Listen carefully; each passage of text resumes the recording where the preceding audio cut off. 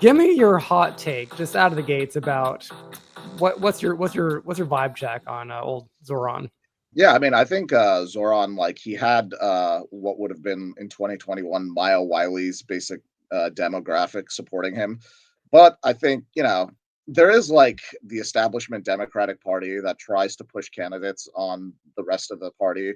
And I think there's just this real divide between like what like your average Democrat wants in terms of policy and what they're getting from the party and what the party's telling them that they should support, right, and get behind. And so they tried to push Andrew Cuomo. I don't know why they tried to do I that. know that actually, Yeah, when I saw that his name was gonna be yeah, like the other, I was like, wait, no, wait, what? yeah, I thought yeah. that I was like misreading this. Like, Yeah, I mean, they will push these types of candidates, and it's just like, well, I guess you don't really understand your voters, right? You're just telling them like, hey, take this bitter medicine. You have to do it because this is the only way that's going to work, and we're not going to get behind your, crazy socialist guy. And so they're really tripping out about this guy. So I mean, like, I was talking to this couple from New York City recently, and we were talking about the Zoran phenomenon, and both of them are like upwardly mobile, millennials, make a lot of money in Wall Street and finance, right? And they both kind of supported Zoran, right? And you would think like economically it wouldn't really make sense, but they were just like, listen, we want some new ideas. We don't want Andrew Cuomo. He locked us all down in New York. He just was not who we wanted. And he was like, but still push a candidate like this and then expect people to just be like, yeah, this is what we're going. I think people just want new, fresh ideas in the Democratic Party. And I don't think they want to be told by the establishment, hey, you have to take this bitter medicine over and over again. It's I just think not you're, compliant. yeah, that's 100% correct. Yeah. Let me give you my hot take though, that is in tandem to that. But if you listen to Mamdani speak, Yeah. especially if you're like watching him, like like a video of him, Yeah. the dude's handsome. Uh-huh. He's incredibly articulate. Uh-huh. And on any given interview, he doesn't say anything crazy or Yeah. anything that's like scary to normal lib voters at Yeah. all. It's like, oh, maybe we should make housing affordable, and maybe we should make it so that like your transportation is free. People are like, all right, sounds good. And like, hey, this guy's like super handsome and super articulate, and he's Uh-huh. young, which we are desperate for someone young in the Democratic Party. I think that given those factors, dude could have been an anarchist. He could have been Yeah. a conservative. He could have been almost anything. I don't think in this particular regard, I don't think that his policies really even mattered that much. Do you think I'm wrong Yeah. about that? No, I don't think so either. I mean, I think a lot of people will just say, like, yeah, I don't agree with everything he's saying, but we need to have a different type of leadership in Mhm. the party and in New York City, right? And so I think, you look at his background and you look at some of the old tweets that he had that were like kind of cringe wokey, the kind of nutty stuff that he would say. But I think the campaign he ran was very smart and was talking about economics. And so when I see people trying to like talk about him as like this insane socialist, or like this insane communist, it doesn't really fly because he has this policy for like the $8 halal rice, right? And his strategy to get the price down on that would be something you would imagine a libertarian advocating for. You know what I mean? This is not like communism in some sense, right? Mhm. So I think he elicits a sort of derangement syndrome. Certain politicians are very good at this. Trump seems to revel in the fact that people are so deranged that he only gets stronger because of this. And Yeah. so I'm actually kind of curious to see if Zoran's going to be able to harness this, because if he harnesses it quite effectively, people will say all kinds of nutty shit about him. And if he knows how to play it well, I mean, he can just continue to rise politically. Yeah, I mean, I do not like a lot of his ideas, but then Yeah, this is the whole thing. Like you see the headline about it, and then you yeah, listen to him talk, and he yeah, doesn't sound crazy. Like there are many people who would have these same ideas, and they would just like say the wrong buzzwords. yes, This is so interesting to me. Like you see this with not just with him, but any political candidate. If they can't step back from like the buzzwords that only speak to their exact constituency, yeah, they never go beyond that constituency. But if no matter what their policies are, if they can speak in a way that doesn't have like their own little pet buzzwords, but like is just like how average Americans speak, all of a sudden it's kind of like super palatable. I want to say one thing that I really like about Mamdani, and then maybe I'll pick on him a little bit mhm, more specifically. So I was just listening to him on the Bulwark podcast with Tim Miller, who I used to find very annoying. Now I actually kind of enjoy for whatever reason. I don't know if that's cringe, but he's so jovial in his interviews. Tim Miller, like he's like just always kind of like good spirited, whether he's like arguing with somebody or not. I just kind of enjoy it now. I don't know. I know I haven't people actually cringe at checked it him. out. I will. I actually recommend it, guys. Listen to the Bulwark podcast. It's very normal, normie lib, but I'll listen to it. I got some normie lib in me, so it's totally cool. Yeah. But I was gonna say, so like when Zoran goes on an interview like that, where he's not speaking to communists, but he's speaking to like normie libs, right? So he's not gonna say anything crazy.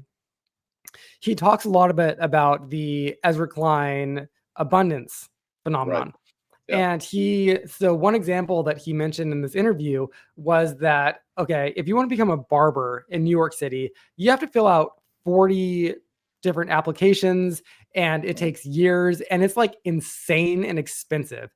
Whereas like at Philadelphia, they used to have I think it was Philadelphia, they used to have a similar system and they just like, where it would take 6 to 8 months to become a barber, and they just scrapped that so that now it takes 2 to 3 days. He's like, we're just going to do that in New York City. Like, this is a waste of people's time and money. Like, we're scrapping all these like dumb regulations, this dumb paperwork, and you're going to become a barber in 3 days.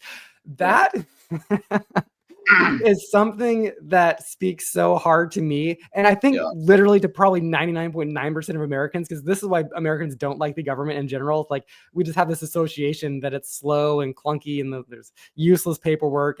And we need the abundance agenda. Just let things happen. Like, let's build shit, And he articulates it in a very down to earth way that resonates with people well outside like his little communist clique or whatever. Maybe that's not even fair to say like communist clique, but like, you know what I mean? Like it resonates with everybody. And that's what I genuinely like about him. And I am drawn to him because of that. Yeah, I mean, another thing to take into account, the guy's 33 years old, right? So like you can see all the cringe tweets he put out back in the day, but like, and how he said that he was in that period of time, And so did you see that he was he's evolving, and oh, totally. Yeah. I was gonna interject and say that did you see the latest scandal that he said that he was black and Asian on his college application where he's like Indian. It's like, like I totally forgive him for that. Same thing. He's young and just like sees a loophole in the system and can totally like at that moment, get through that loop. I get it. Who cares? You know what I mean? Like scandal. Yeah, I mean, I think like the Democrats do have an issue where there's like so many politicians, like for instance, the Elizabeth Warren phenomenon. They just call her Pocahontas. It's like easy to make fun of somebody for that, And they deserve to be made fun of for sure. But like, I'm not gonna like. No one's gonna lose my vote over that, right? Yeah, right. Yeah, but like at the end of the day, the Supreme Court has overturned race-based admissions, saying that it violates the fairness clause, or I don't even know what it is, but. Yeah, they're going to like I mean it's already been overturned, right? So at that time, he was taking advantage of a loophole, like you said, right? And it's going to be useful for humor. It's going to be funny, right? Like people will make a lot of jokes about it, but I don't know if that's going to derail him in the way they think they can, because I think at the end of the day, like you do see the fact that he's young and that he's kind of evolving sort of in real time, and he's going for like kind of this post woke type of like candidate, and he's talking about like you brought up this abundance agenda, but he's talking about getting rid of red tape. If a Republican had made all those points or whatever, people would have been like, yep, that we need that, but he's making the points, and I think those are the types of things that people are sort of missing here, because they want to frame him in like the kind of political milieu that he came out of, right? And Obama was sort of similar in this way too, right? Like he came out of sort of like maybe this hard left radicalism that people would see on college campuses, and they tried to say, oh, this is the way this guy thinks about everything in the world, right? And I don't think that's like necessarily where these guys are going. I think they're trying to like actually deliver some good governance, and we'll see. I think it's going to be a challenge for him, because being a mayor of New York sounds like a pretty shitty job. It sounds like a lot of stress and a lot of people just not willing to help you out on certain things and impede your goals, even if you have something that I think 99.9% of people want to do. There is one area, just in terms of his identity or whatever, that does irk me, which is that he just comes from an extraordinarily privileged background, Right. and then like he just doesn't acknowledge that. And in certain video clips of him I've seen, he like pretends to have come from like a very poor family, and that to me does actually rub me the wrong way. End of the day, I'll vote for anybody if I think that their policies are level-headed, and if I think that they're competent enough to do them. I actually don't care about a lot of the stuff, but that's the one that does actually just like gut punch bug me, where it's just Right. kind of like, dude, that's just like dishonest in a gross way, right? I know that people Yeah. have different tolerance levels for this sort of thing. This is the one that gets me because it's like, here's all you got to say. I come from a very, wealthy Yeah. background, and I was very blessed in that regard. And I want to pay that back to society. Boom, you're done. Move on. Like, but like to Right. pretend like you're some poor person, and so Yeah. you are one with the working class. Like, get the fuck out of here, dude. Like, that's so insulting to me. Like, Yeah. stolen valor. I hate that. Yeah, I mean, his mom is a very famous director, right? Mira Nair, and his father was a professor at Columbia. And you go to those nice schools. He went to Bronx Science, and went to Bowdoin, I think, University. So he's got a privileged background, and I think he's trying to run away from it. But there's a lot of people in history who have done that. They've come from privileged backgrounds and went on to become the hero of the masses. I mean, I guess you could argue that FDR was kind of like that, but I don't think he ever denied he was as privileged as he was. But with Zoran, I think he's just trying to like play into that like revolutionary alt communist global person, right? I don't even know if that's like a proper way to frame it, but like he is leaning into that. Like I actually come from Africa, and I come from a very different world than you, and like he's selling it to other privileged people in New York City, and they're kind of like, oh, okay, like he's got a little spice to him, so good for him, right? And so yeah, I mean, I think he should probably own it a little bit more, but I think he actually has owned it in an interview I saw with him, because he was in some movie that his mom directed. And he was like, "Nepotism pays." So I'll give him credit for that. He did own up to that. So I know he does seem to have a sense of humor, which brings him back into my good graces to some extent. Yeah, yeah, on this point for sure. I'm at this point where I just cringe when anybody just signals that they're speaking to the working class. For some reason, that just like move it's just yeah, so gross to me, because the working class is a lot of different things, and many of them are people who would just like die to get rich, and they yeah, want to get rich through the American dream stereotype of like right, through some pull themselves up by their bootstraps thing, they were able to, become Donald Trump, right? right, Like that's what, and give people the ability to at least have that fantasy, because that fantasy is like a life purpose. I think for most people, like it's just born into us, I think, at some level, and like it's a good fantasy.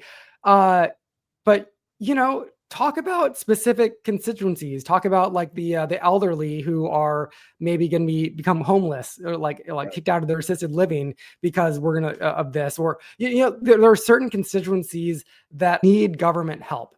right. Yeah, and they're not like just the working class. I don't know, like that framing, I think, it comes from a disingenuous place a mhm, lot of the time, like a ton of the time, I think. right. Yeah, it's basically shaped on like theory, right? So he had like, oh, okay, there's the proletariat, and then there's the bourgeois, right? And like that's probably maybe how he's framing these types of things in his mind. But that's going to change rapidly because of technology, right? So there's going to be a lot of people who are basically put into a position where they are not like going to be able to live the American dream in the way they envisioned it, right? And actually, I think that's possibly why he's been so successful with people who make a lot more money, right? So the more income you Yes. make in New York City, he's been doing quite well with them. And I think many of those people like feel like a generational pull, where they feel they're working so hard, but then like they can see boomers like going out and buying several houses, right? And pulling the economic ladder away from them essentially, right? And I think they feel that pretty distinctly, and they feel like maybe they are part of this like working class struggle in a way that, I think people before would probably think is ridiculous. You know what I mean? You work in finance and you think you're part of the, working class struggle, but they're trying to get their place on the economic ladder, and it's being kind of pulled away from them. and so they feel a lot more tied to these kind of traditional working class issues. So I think that's part of it.